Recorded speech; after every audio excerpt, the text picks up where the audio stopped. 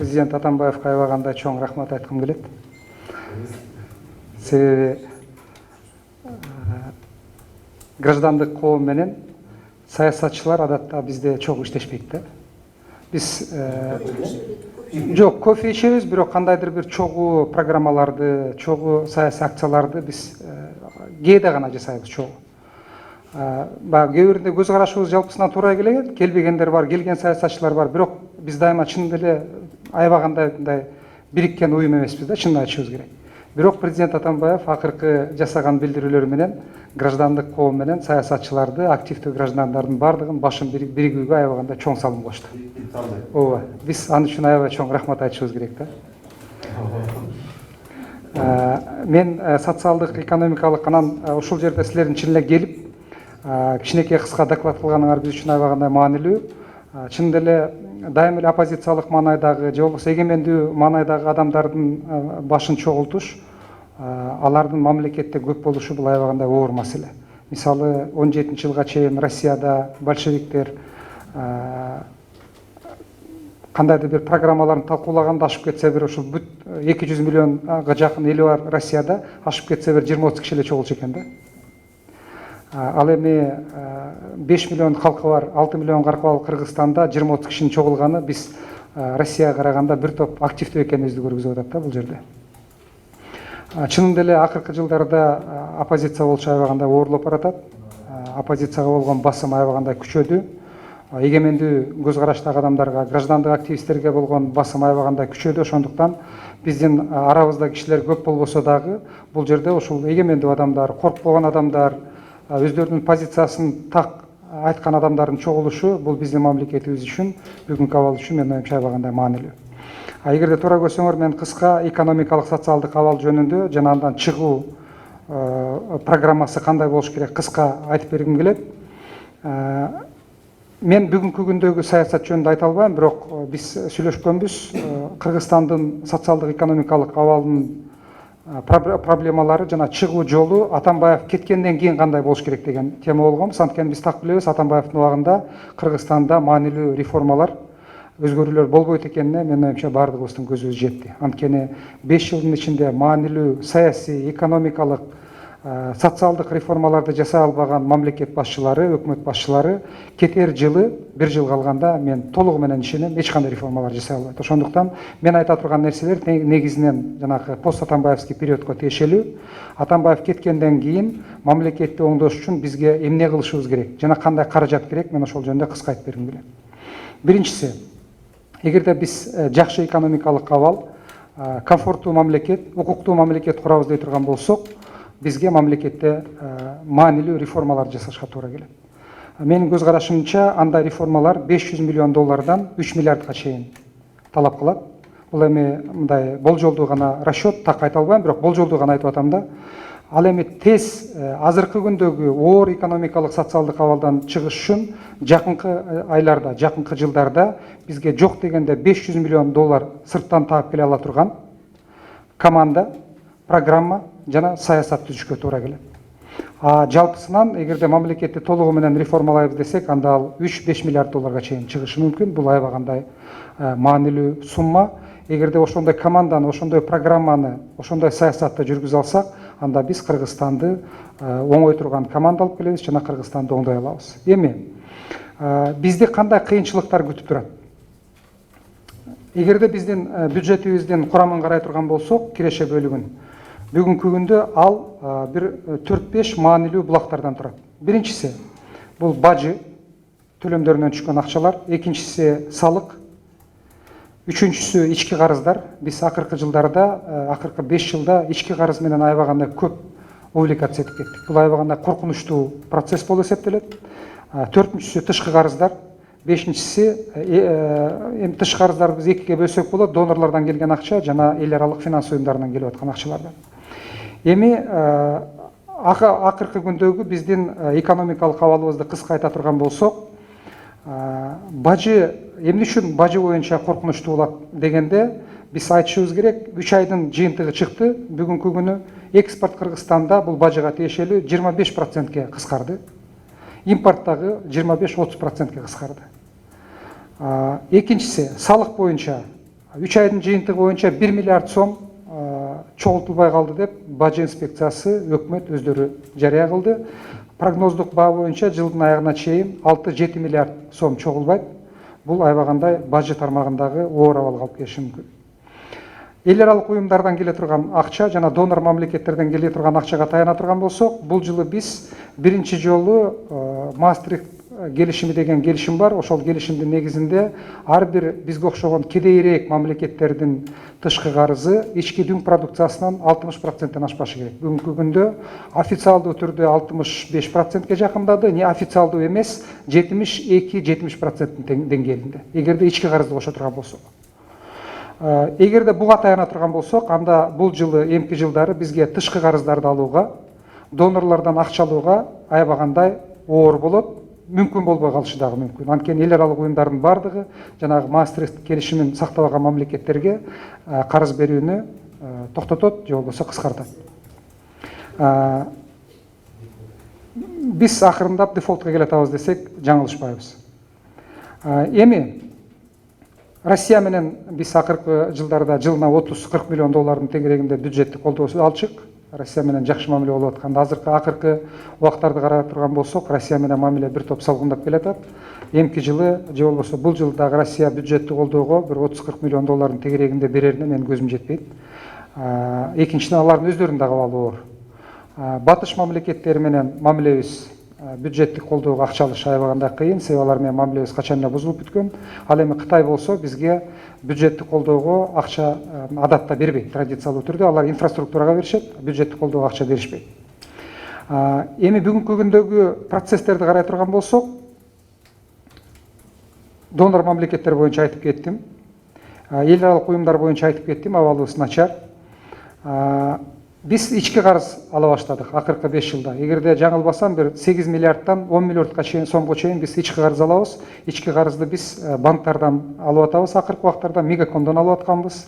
Кээ бир банктарга ГКО менен ГКВны сатып 12%тен 17%ке чейин акча заимствование кылабыз. Бул аябагандай коркунучтуу нерсе.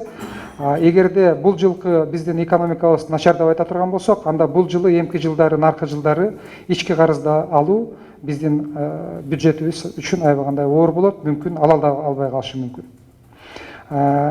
Мигранттардан түшкөн акча кескен кыскарды. Аны бардыгыңар билесиңер, официалдуу статистика боюнча бир 50% деңгээлинде, мүмкүн бул жылы андан дагы көбүрөөк кыскарышы мүмкүн. Ал эми биздин коңшуларыбыздын абалын карай турган болсок, Россиянын абалы аябагандай оор, бизге жардам бере турган абалда болбой калышы мүмкүн. Казактардын абалы аябагандай оор. Ал эми биз дайыма мактап келген Кытайды ала турган болсок, алардын дагы фондулук биржалары, банктары бүгүнкү күндө аябагандай оор абалга туш болуп атат. Ошондуктан биздин негизги экономикалык өнөктөрүбүздүн бардыгында экономикалык абал оорлогон сайын бул жылы 17 жылы, 18-19 жылдары жалпы биздин коңшуларыбыздын бардыгында экономикалык абал начарлайт дагы. Ал түздөн түз бизге биздин социалдык, экономикалык абалыбызга түз жана кыйыр факторлор аркылуу, процесстер аркылуу сөзсүз таасирин берет. Эми мен дагы бир маалыматты айткым келет. Бул жылы биз тышкы карызды обслуживать этиш үчүн 10 миллиард доллар кетиришке туура келет. Эмки жылы биз тышкы карызды обслуживанияга миллиард сом, 10 миллиард сом бул жылы тышкы карызга кетет. 10 миллиард сом ички карызды дагы обслуживание кылабыз. Эмки жылы биз тышкы карызды обслуживание кылыш үчүн 14 миллиард төлөйбүз.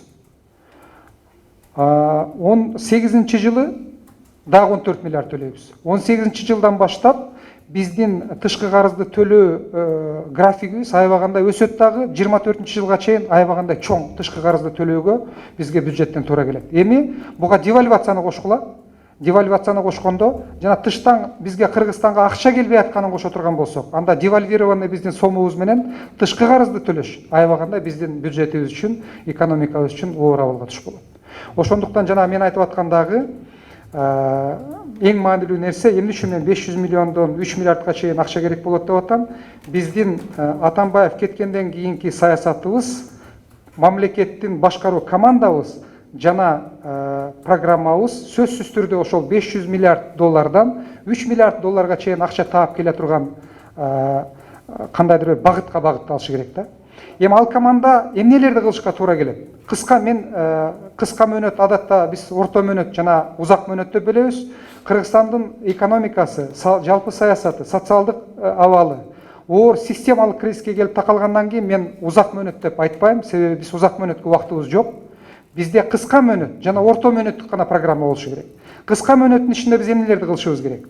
Биз бул боюнча дайыма эле айтып келатабыз, бирок тилекке каршы өкмөт муну кылуудан баш тартып келатат, уккусу келбейт же жасай албай атышат. Биринчиси, кыска мөөнөттүн ичинде тезирээк бул азыркы конституциянын форматында конституцияны өзгөртпөстөн туруп жасаганга мүмкүн боло турган кадамдарды гана айтып атам.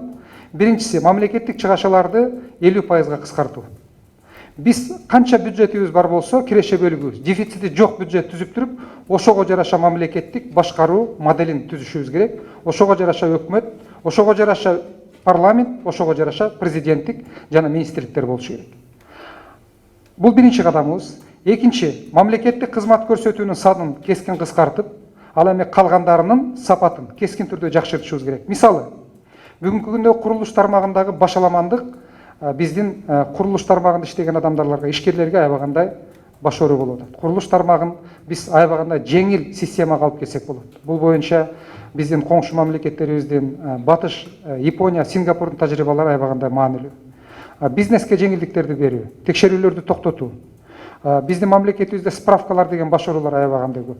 Талап кылуулар аябагандай көп. Биз ошондордун бардыгын токтотуп, кыскартып, жок кылышыбыз керек дагы, мамлекеттик кызмат көрсөтүүнү кескин түрдө жакшыртышыбыз керек. Бул элге, бийликке болгон ишенимди алып келет дагы, эл бийликти баалай баштайт, бийликке ишеним пайда боло баштайт. Үчүнчү багыт. Кыргызстанда корпоративдик башкаруу тилекке каршы жакшы закондорубуз бар, бирөөсү дагы иштебей келет. Корпоративдик башкаруу бул бизнести тирилүүгө алып келет.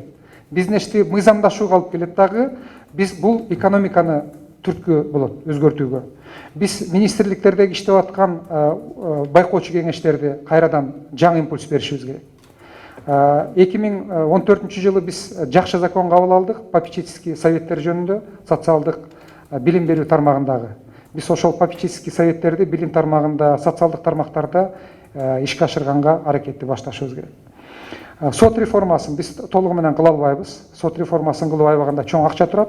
Бирок кандайдыр бир анын ичиндеги детальдарын кайрадан тез аранын ичинде карап чыксак, биз соттун жалпы адилеттүүлүгүн, структурасын бир топ оңалууга мүмкүнчүлүк пайда болот. Ал биринчи кезекте соттор кеңешин кайрадан карап чыгуу. Ал бүгүнкү күндө өзүн толугу менен актай алган жок. Сотторду тандоо кеңешин кайрадан карап чыгуу. Мына ушул эки институтту биз тез аранын ичинде кайрадан карап чыгышыбыз керек. Ошол аркылуу соттордун ишине, сотторду тандоого жаңы бир көз карашты алып келсек болот.